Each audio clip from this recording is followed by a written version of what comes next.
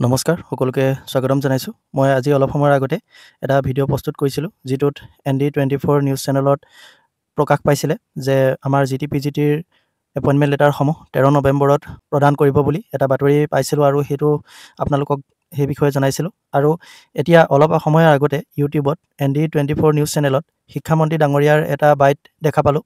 মই এই ভিডিঅ'টো প্ৰস্তুত কৰি থকাৰ পৰা 50 মিনিটমানৰ আগতে ভিডিঅ'টো পাইছিলোঁ আৰু সেই বাইটটো পোৱাৰ পাছতে মই ভাবিলোঁ পুনৰ এটা ভিডিঅ' প্ৰস্তুত কৰি আপোনালোকক এই ইনফৰ্মেশ্যনটো দিওঁ, কাৰণ আমি এতিয়ালৈকে গম পোৱা নাছিলোঁ যে শিক্ষামন্ত্ৰী বা মুখ্যমন্ত্ৰী ডাঙৰীয়াই কোনো তেনেধৰণৰ কথা কোৱা নাছিলে।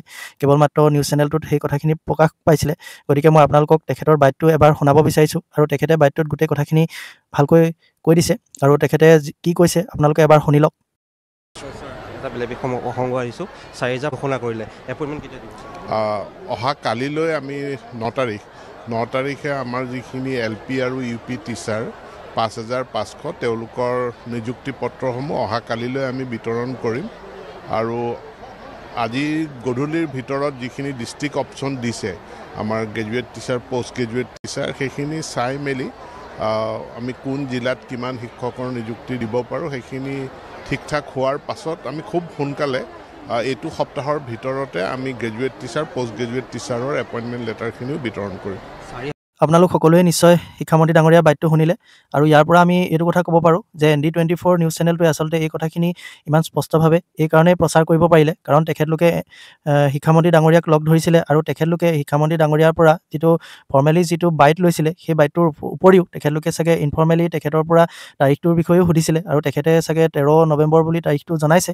আৰু শিক্ষামন্ত্ৰী ডাঙৰীয়াই কিন্তু মিডিয়াৰ আগত ফৰ্মেলি এই কথাটোৰ ডেটটো ঘোষণা কৰি দিয়া নাই, কিন্তু তেখেতলোকে 13 নৱেম্বৰ ডেটটো ঠিক কৰি ৰাখিছে আৰু খুব কম সময়ৰ ভিতৰতে তেখেতলোকে অফিচিয়েলি চাগে এই ডেটটো স্পষ্ট কৰিব। আৰু তেখেতে কৈছে যে ডিষ্ট্ৰিক্ট চিলেকশ্যনৰ যিখিনি প্ৰক্ৰিয়া সেইখিনি অনুসৰি বিদ্যালয় বাছনি আৰু সেইখিনি দিশত আচলতে আজি সন্ধিয়াৰ ভিতৰত সেইখিনি কাম সম্পূৰ্ণ হ'ব বুলি তেখেতে জনাইছে। গতিকে আমি এই যিটো 13 নৱেম্বৰ, এই 13 নৱেম্বৰ তাৰিখটো আমি সেইটো তাৰিখেই বুলি আমি এতিয়া স্পষ্ট হ'ব পাৰোঁ। আৰু পিছত যদি সাল সলনি হয়ও তেনেহ'লে বৰ বিশেষ সাল সলনি নহয়, যিহেতু অহা সপ্তাহ, এই সপ্তাহ বুলি কৈছে মানে অহা সপ্তাহ, অহা সোমবাৰৰ পৰা শনিবাৰলৈকে, গতিকে সেইকেইটা দিনৰ মাজতেই আমাৰ এপইণ্টমেণ্ট লেটাৰসমূহ দিব।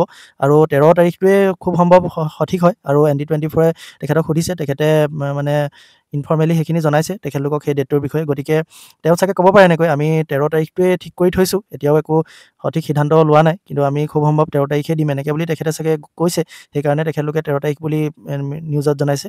আৰু এইটো এটা আমাৰ কাৰণে অতি ভাল খবৰ যে অহা সপ্তাহতে আমি পাম। 13 তাৰিখ হওক নহওক সেইটো দৰকাৰ নাই, কিন্তু আমি মানে অহা সপ্তাহতেই কোনোবা এটা দিনত আমি এপইণ্টমেণ্ট লেটাৰসমূহ লাভ কৰিম। গতিকে আজিৰ এই সৰু ইনফৰ্মেশ্যনটো দিবৰ বাবে ভিডিঅ'টো প্ৰস্তুত কৰিলোঁ।